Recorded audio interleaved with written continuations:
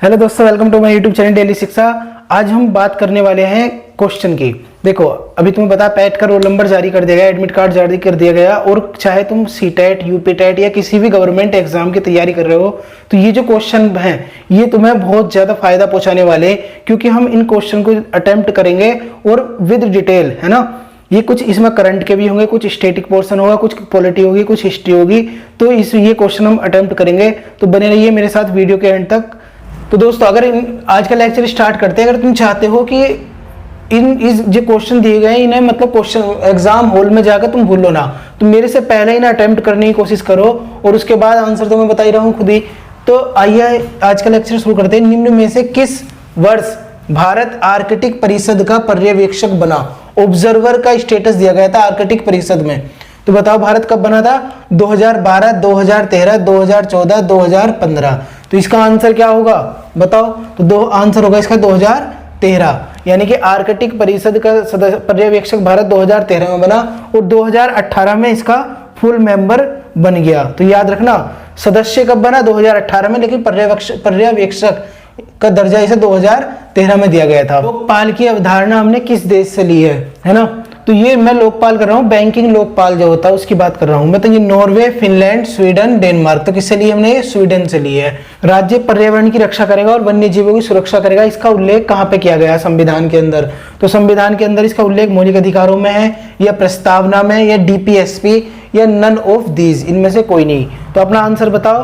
तो इसका आंसर क्या होगा? डीपीएसपी, यानी कि directive principle of state policy, जिसे राज्य की नीति निदेशक तत्व बोला जाता है, उसमें इसका उल्लेख किया गया है ना। देखो, पर्यावरण को बचाना सरकार की जिम्मेदारी नहीं है, हमारी भी जिम्मेदारी है और हमारा अधिकार भी है। तो इस वजह से ये याद रखो, आर्टिकल 51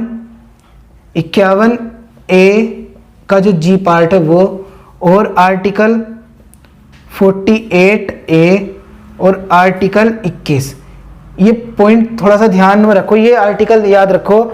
आर्टिकल 51 ए जी ये बोलता है कि प्रत्येक राज्य, मतलब ये देखो, मैं 51 की बात कर रहा हूं, तो क्या है? मौलिक कर्तव्य है ना, वो पता होगा। पार्ट 4 ए में क्या है? मौलिक कर्तव्य दिए हुए। तो क्या है? मौलिक कर्तव्य है प्रत्येक नागरिक का कि वो क्या करे, जो हमारे देश की जो वन है, जो हमारे देश के वन है और जो वन्य जीव है उनकी सुरक्षा करना उसका मौलिक कर्तव्य है ना। क्यों? क्योंकि आर्टिकल 21 के तहत हमें मौलिक अधिकार मिला हुआ है स्वच्छ पर्यावरण का। तो हमारा अगर स्वच्छ पर्यावरण का मौलिक अधिकार मिला हुआ, तो ये हमारा मौलिक कर्तव्य भी तो है कि हम अपने पर्यावरण को सुरक्षित रखें। और सरकार की भी जिम्मेदारी है आर्टिकल 48 ए में, क्या कि वो क्या करेगी, जो वन्य जीव होंगे और पर्यावरण होगी उनकी रक्षा करने की कोशिश करेगी और उन्हें सुरक्षा प्रोवाइड कराएगी। तो ये है आर्टिकल 48 ए। 48 ए किसमें आता है? डीपीएसपी, यानी कि directive principle of state policy के अंतर्गत ये आता है आर्टिकल 48 ए। और आर्टिकल 20 ए किसमें आता? ये आता 21 मौलिक अधिकारों में। तो मैंने किसकी बात करी? भी राज्य यानी कि सरकार की बात कर रहा हूं। तो सरकार कौन से आर्टिकल में हो गई? 48 ए। 48 ए किसमें आता?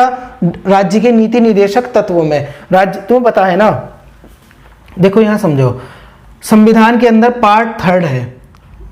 पार्ट 3 में क्या दिए हुए?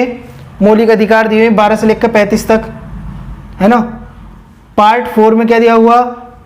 डीपीएसपी दी हुई, DPSP, directive principle of state policy, है ना। तो ये कितनी है? आर्टिकल 37 से लेकर 50 तक, हाँ। तो ये इतनी दी हुई है। और पार्ट 4 ए में क्या दिए हुए? मौलिक कर्तव्य, है ना, फंडामेंटल ड्यूटी दी हुई है। तो ये मैंने तुम्हें तीनों चीज समझा दी है कि ये क्या होता है। और एक पॉइंट और याद रखना, आर्टिकल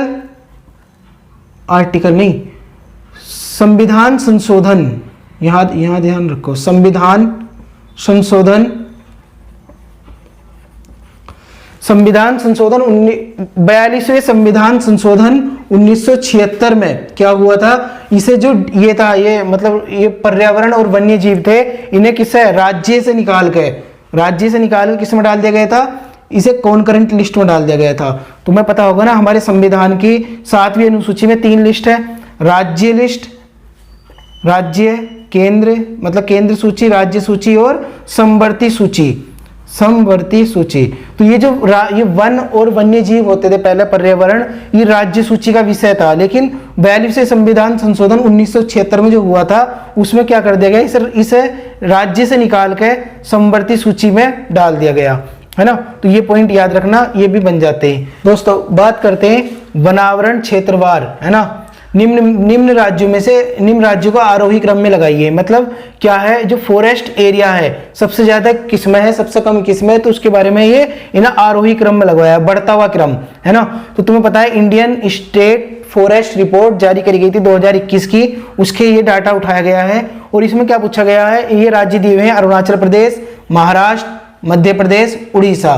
तो बताओ सबसे कम, इन 4 राज्यों की बात कर रहा हूं मैं, इन 4 राज्यों में सबसे कम जो वनावरण है वो किस राज्य के अंदर है, तो बताओ किसके अंदर है। तो सबसे कम किसके अंदर है, महाराष्ट्र के अंदर। तो इसका आंसर क्या हो गया, देखो 2। अगर तुम्हें पता है ना पहले कि महाराष्ट्र के अंदर है, तो देखो ऑप्शन 2 इसमें आ रहा है और तो किसी में है ही नहीं, तो इसमें तुम लगा सकते हो, और तो कुछ देखने की जरूरत ही नहीं है ना। फिर किसका नंबर आता, पहले पे महाराष्ट्र, मैं लगा दूं ऐसे करके लिख दूं महाराष्ट्र, फिर आएगा कौन, महाराष्ट्र के बाद उड़ीसा, और फिर अरुणाचल प्रदेश, और फिर नंबर आता है किसका, एमपी का, मध्य प्रदेश का। यानी कि अगर मैं तुम्हें मोटे मोटे तौर पे बोलूं, सबसे ज्यादा वन आवरण यानी कि वन आवरण पाया जाता है वो किस राज्य में है, वो है मध्य प्रदेश के अंदर। दूसरे नंबर पर किसके अंदर है, वो है अरुणाचल प्रदेश के अंदर। मैं इन राज्यों की बात कर रहा हूं जो दिए हुए ऑप्शन में। वैसे भी नॉर्मली जो सबसे ज्यादा इसमें ही है ना, ये याद रखना, सबसे ज्यादा मध्य प्रदेश में ही है वन आवरण। अगर क्वेश्चन बन जाए इस तरीके से भी कि ये बताओ निम्नलिखित में से कौन से राज्य में सबसे ज्यादा वन आवरण यानी कि फॉरेस्ट एरिया है, तो वो है मध्य प्रदेश, है ना। और फिर किसका नंबर आता, मध्य प्रदेश, अरुणाचल प्रदेश, और फिर आता उड़ीसा, फिर महाराष्ट्र। मैंने तुम्हें घटता हुआ क्रम बता दिया। अब क्वेश्चन में क्या पूछा, बढ़ता हुआ क्रम, तो बढ़ते हुए क्रम में अभी तुम्हें बताया सबसे पहले ये, फिर ये, फिर ये, फिर ये, तो आंसर क्या हो गया, ये हो गया। दोस्तों बात करते हैं 5वें क्वेश्चन की। आईएमएफ की जो स्थापना हुई थी वो कब हुई थी, 1944, 1945, 1949, 1967। अभी बताया, मेरे से पहला आंसर दे दोगे तो बहुत ज़्यादा सही रहेगा, क्योंकि गलत यहाँ पर अगर गलत कर लोगे ना तो फिर एग्जाम में गलत नहीं होगा तुमसे, तो यहीं पे गलत कर लो, डरो मत। अभी तो कोई बात नहीं, अभी घर पे कर रहे हो गलत। तो ऑप्शन है, आंसर क्या हो गया इसका, 1945। आईएमएफ इंटरनेशनल मॉनेटरी फंड, है ना, इसकी स्थापना कब हुई थी, 1945 में हुई थी। और इसकी जो स्थापना हुई थी, एक संधि थी ब्रेटन वुड संधि के तहत इसकी स्थापना की गई थी। 2 संस्था थी, एक तो आईएमएफ और एक वर्ल्ड बैंक, है ना। इन दोनों की स्थापना 1945 में की गई, 1945 में की गई थी ब्रेटन वुड संधि के तहत। ब्रेटन वुड संधि कब हुई थी, 1944 में हुई थी, लेकिन जो स्थापना हुई इनकी 1945 में हुई थी।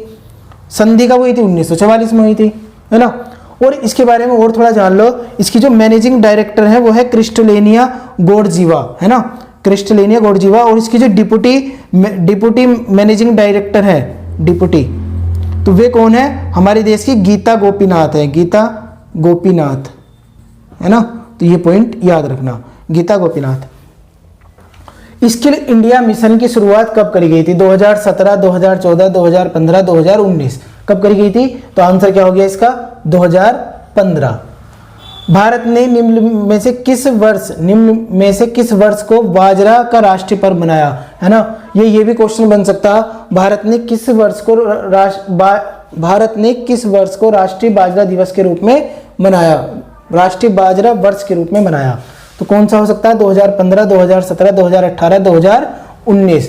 तो ऑप्शन है इसका 2018। दोस्तों ऐसे क्वेश्चन सारे के सारे ये क्वेश्चन वे हैं जो बन सकते हैं एग्जाम में तुम्हारे, जो पैट का होने वाला है ना वो, या कोई सा भी एग्जाम में, चाहे कोई सा भी एग्जाम की तैयारी कर रहे हो, ये क्वेश्चन बन जाते हैं, क्योंकि ये न्यूज में थे, जो न्यूज में होते वहीं से क्वेश्चन आते हैं। विश्व स्वास्थ्य दिवस कब मनाया जाता, 23 जनवरी, 7 अप्रैल, 14 मई, 30 अगस्त, कब मनाया जाता है ये विश्व स्वास्थ्य दिवस, जिसे बोलते हैं वर्ल्ड हेल्थ डे, कब मनाया जाता है, 7 अप्रैल को।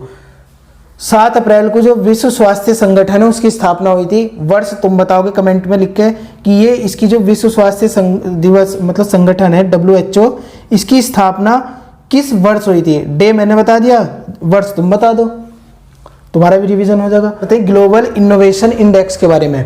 तो अभी इसमें पूछा गया ग्लोबल इनोवेशन इंडेक्स में भारत की रैंक कौन सा थी, मतलब कौन सा स्थान था। अगर ये देखो मैंने यहाँ पर सन नहीं लगाया, मैं यहाँ पर 2021 भी लिख सकता था और 2022 भी, लेकिन मैं तुम्हें दोनों बता रहा हूँ। तो 2021 में भारत की रैंक कितनी थी, 46। अभी यहाँ पे अभी क्या है, हम 2022 में हैं, तो 2022 के पूछने के चांस ज़्यादा है। तो यहाँ पे कितनी होगी, 2022 में हमारी रैंक कितनी हो गई, 40। कितनी हो गई, 40। तो आंसर क्या हो गया इसका, सी, 40 है भारत की रैंक। और ये मैं इसकी बात करूँ, ग्लोबल इनोवेशन इंडेक्स कौन जारी करता है, इसे वीपो जारी करता। और इसमें जो टॉप करा वो किसके द्वारा करा गया, स्वीडन के द्वारा इसमें टॉप किया गया। तो ये पॉइंट भी याद रखना, मैंने सारी चीज़ें तुम्हें बता दी। तो आज का लास्ट क्वेश्चन हम अटेम्प्ट करते हैं।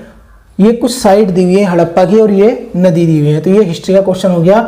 हड़प्पा रावी नदी के किनारे है, कालीबंगा सिंधु नदी के किनारे है, बनावली लूनी नदी के किनारे है और धोलावीरा सरस्वती नदी के किनारे है। इसमें पूछा गया कौन सा सही सुमेलित है। तो कौन सा सही सुमेलित है, अगर तुमने हिस्ट्री पूरे अच्छे तरीके से पढ़ी है तो एकदम बता दोगे हड़प्पा रावी नदी के किनारे है। बाकी सारी ये कालीबंगा ये घग्गर नदी के किनारे थी ये साइट, और बनावली ये सरस्वती नदी के किनारे, और धोलावीरा ये लूनी नदी के किनारे थी। तो दोस्तों इस तरीके से क्वेश्चन भी वो पूछ लेता। तो दोस्तों आज का लेक्चर तुम्हें कैसा लगा, अगर पसंद आता है लाइक करना। मिलते हैं फिर नेक्स्ट लेक्चर में, तब तक के लिए थैंक्स अ लॉट, जय हिंद।